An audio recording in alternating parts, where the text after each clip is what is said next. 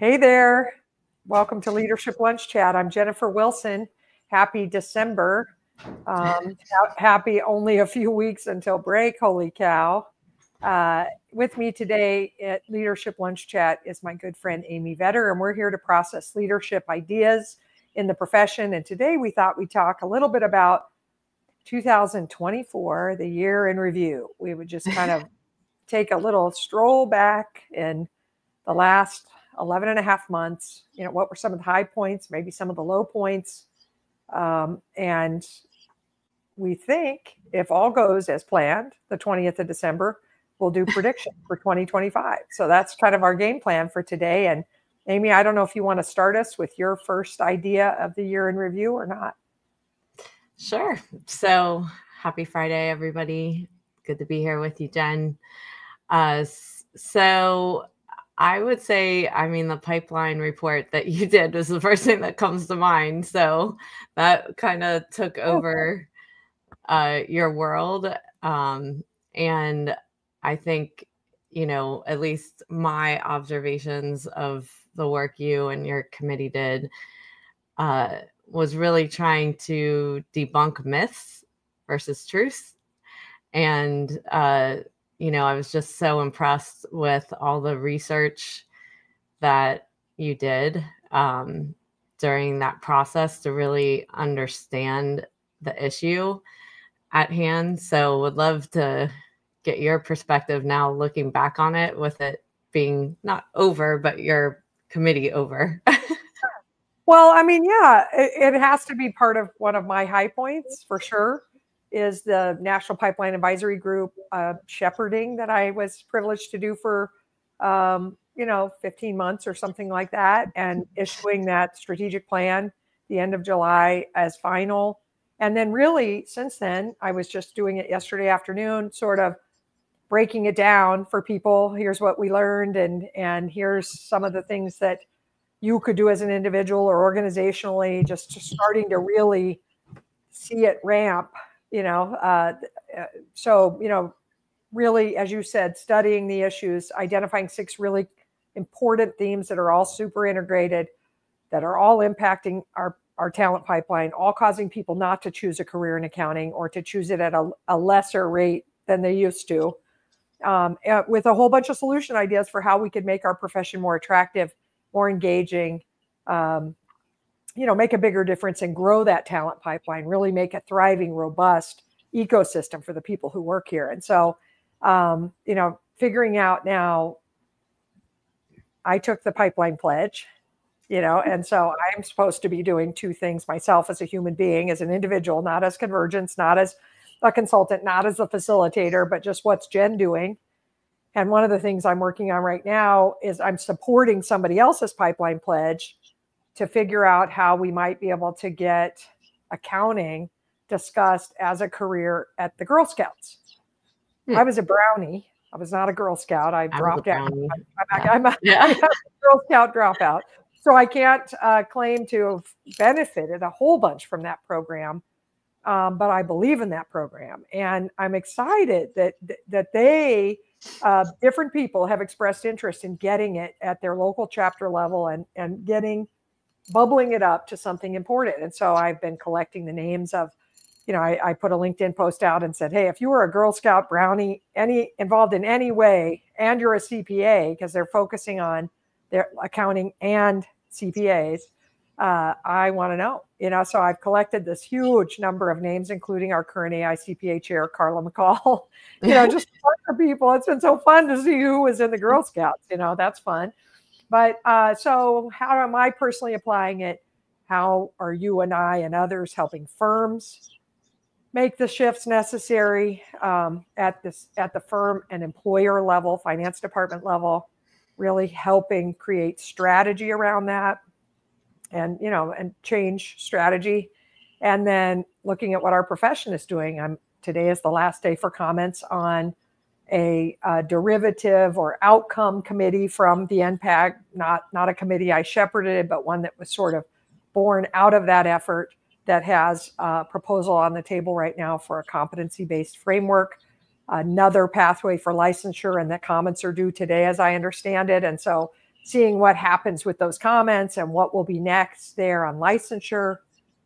Just hoping that we can get some real momentum going. It's the report itself being issued was the starting line, not the finish line.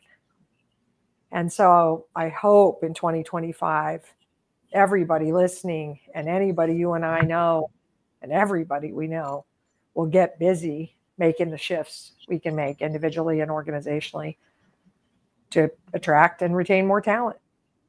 Yeah.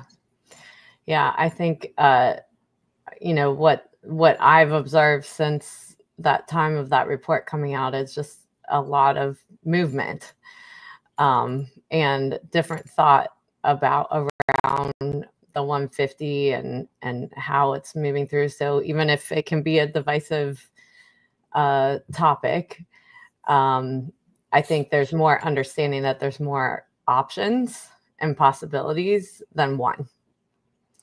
For sure. So, and there were always multiples, you know, masters or an extra 30, you know, and so having some additional pathways makes a lot of sense. I'm, you know, praying that our whole profession is going to move away from inputs to outputs and not say 150 or 120 and not have any of the rule or law specify a number of hours, but instead a bachelor's degree, you know, because in case the number of hours for that starts to go down or up, we're not, you know, back changing rule and law. But yeah, I mean, it was clear. Many things were clear in that process, but one was the additional time and cost of education is a prohibitor for some.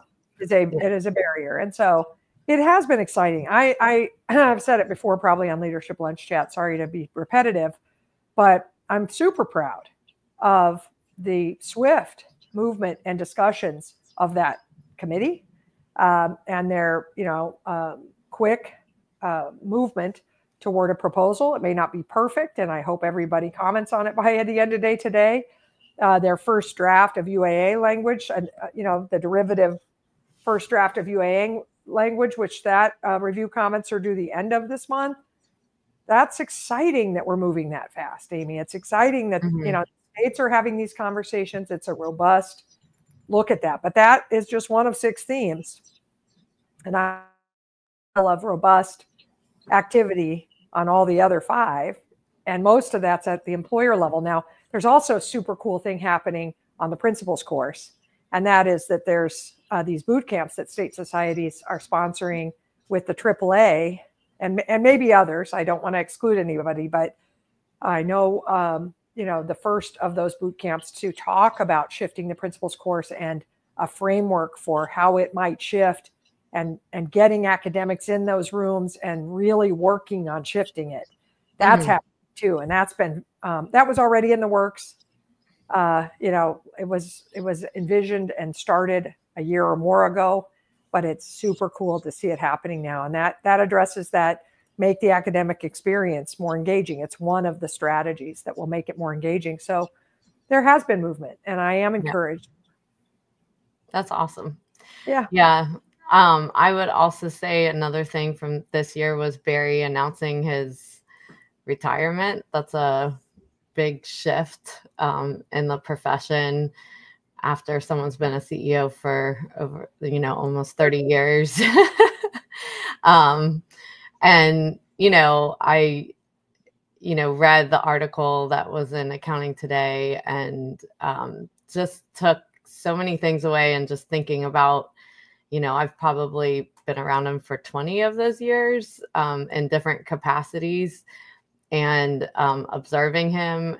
And, you know, I think there's so much to learn from a person that can maintain a leadership role that long and pivot with the amount of change that has come into this profession over all of these years, which is really an example for so many leaders, I think, and, you know, leaving the legacy that he has. Yeah. I love Barry. And I mean that, like, you know, love him like a brother, admire him. He's one of the people that inspires me, and has inspired me for years, because he's always tried to really learn. You know, he maintains a very wide and deep knowledge on a lot of things related to the profession.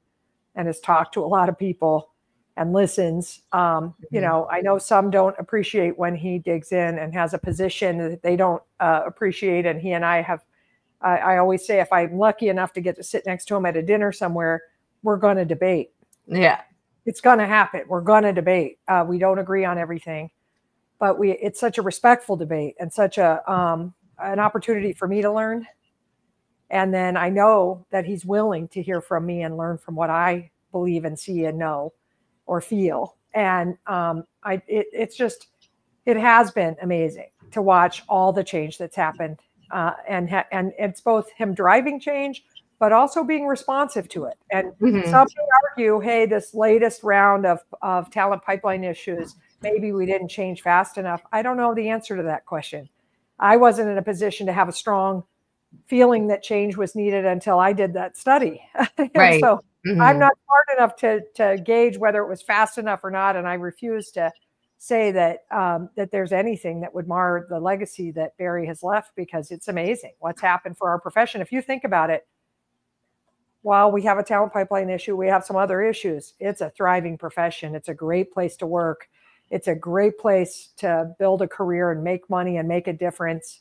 It's, you know, and so I'm sad he's leaving, but I'm also excited about the new era. I really am. It's appropriate, right? Next generation happens, transition happens. And so that's the other, right? I think the important part, one thing I just want to stress that he has done that you just said is continuously listen. Someone in his position does not need to travel as much as he does. I mean, he travels a ton, but he definitely probably attends things that he doesn't need to attend. And I've always observed that from afar. And it's something that in leadership that, you know, when we talk about pipeline issues, also in that report is about retention. And this is an example of getting to know people and not being like, oh, I'm too high up to get to know all these different facets of the profession, all these different organizations. It can be a small organization, a large organization, getting their viewpoints. It's the same thing as, you know, when you're a leader in an organization, really getting to know the people that work there and understanding what is happening in their lives and what is affecting them, because then you show that they matter, that they're human, that you see them. Yes. And that's one thing with Barry that I think is a great example for leadership, you know, that there isn't a generation he hasn't met. And, you know, because of his insistence to be there himself and not just rely on people underneath him to be there. And I think it's an example that so many leaders right now need to follow, to get out, to get to know every level of your organization, what their life is like, what their family life is like, what their experience is, understand from their shoes what their perspectives are, so that when you're making decisions about the future, you're thinking about it from their vantage point. I love that too. And I agree. I mean, he's, you know, directly delivered, you know, profession updates to all the states members at, you know, different kinds of members himself directly, not every year, all 54 jurisdictions, probably, I hope. But really a whole bunch of them, and not caring if it was a small meeting with a small group in a smaller state, caring about every single constituency. And I do think that, you know, while the wear and tear of the travel and all that stuff on your body and your personal life can be rough, being a person of the people is really important. And I do think that that's part of the winning formula. The other thing I thought about while you were talking, and I don't feel like it was as highlighted in the article. I love the article, by the way, Dan and company, about Barry, and thanks for that, because it's such a great way to share more about him. But one thing that I didn't know until I did this NPAG project was how involved Barry is with the National Committee for Diversity and Inclusion, and that he has been a member of that committee and like an attending member and a very participative member, learning about issues of underrepresented minority groups and what it is to be a better employer from a diversity, equity, and inclusion and belonging perspective. And just, like the NCDI, this group was one of our working groups on the project of studying the pipeline and really helping us understand underrepresented minority groups and how we could do a better job of bringing more diverse people into our profession. But I've discovered in that process, Barry's like an active participant in the meetings and, physically flies into those meetings, and not all the time, but I just was so impressed by he's not there trying to lead anything. He's in there learning, listening, just a part of the committee. And I just loved it. And I think that we have to say that he's one of the long-term proponents of waking us all up in this profession, that we haven't been as inclusive and we haven't been as diverse. And I'm, really grateful to him for that. Yeah. I would say, looking at least from my vantage point, I don't have statistics on it. But actually, being at firms for workshops and retreats, I've been really pleased with how diverse the next generation is coming into these firms. And really, I think you're really seeing a difference from manager levels on down. And, are we where we absolutely want to be? We're always going to be striving for better, but man, is it different than before. And so what's going to be great is, those people spearheading into leadership and really shifting the look of leadership and the diversity of thought coming up. And, my wish is that, they do it. They don't leave these organizations because maybe they don't see themselves at the highest levels yet. But this is a turn of events, the turn of generations, and a turn of thought. And the work's been hard to shift this. And so now, it's their path to spearhead this for other generations and move into leadership and stay the course. Oh, bravo. Agreed. And Gen Z self-identifies, according to Pew Research, as like 41 or 42% non-white.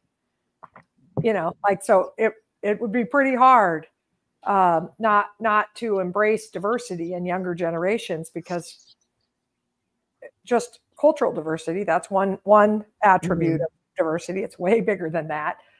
But, next gen is more diverse, and we have to have a profession that appeals. And anyway, I just think that Barry was an early proponent of that, an active advocate and worker, and we've got to continue it. And I am concerned, like if I did a year in review on the downside, because right now it feels very, very positive.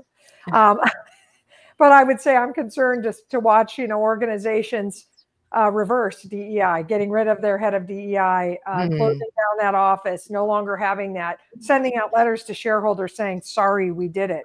I posted something on Twitter recently and said, how could it have been a really important corporate strategy in 2020, 21, in the wake of the riots and George Floyd and those things? How could it have been that important of a strategy, and now it's not important as a strategy? I don't get it. That's called fair weather friend, like pandering or something. And I'm sorry to say that, but it just really upsets me to see that reversal. And I believe in my heart, we can count on our professions, associations, and leaders not to be fair weather on this. And I pray that firms will not be fair weather on this, that they will not reverse, that they will continue to press, because we really need to attract and retain more underrepresented minority groups and really benefit from the diversity of thought and perspective that will bring to us and to clients and to our economy.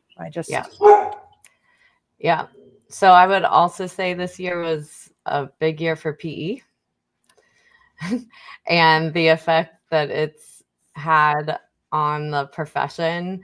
And, you know, PE's been part for the last couple years, but I think we're starting to see the effects of it this year, on people, on firms, on, you know, how it operates differently. Because I think in the beginning, when a lot of these were coming in, it was like, oh, we'll stay status quo for a year. So no one really felt the shift right away. And now the shifts are definitely happening, and the pressure leaders are feeling to take a stand on whether, you know, they're up for sale or whether they, you know, plan to stay independent and so forth. So I think that's been a big shift in how we operate, how we think, and also even pushes for more of what you did in the pipeline report of what we need to do to retain people. Yeah, I mean, there's pros and cons of PE and its influence, and I think we saw sort of an excitement, and there's a little bit borderline frenzy happening. I would say maybe bandwagoning is another way to say it, but I think that there are some real challenges with PE. And all we have to do is look at other industries where we've had this sort of big influx, and what ends up happening with the talent and what ends up happening with the clients.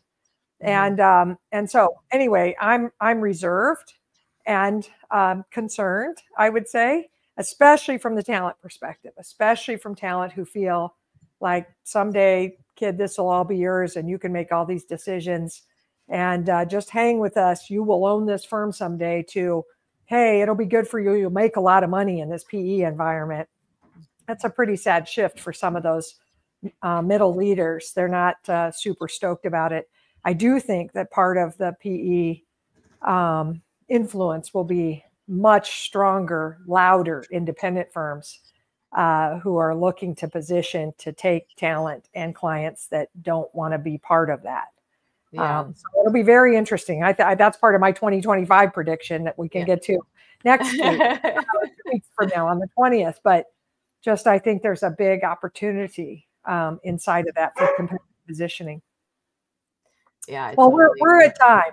It felt like we probably should have started this 2 weeks ago and done part one. Something. But anyway, those are some big high points for Jen and Amy.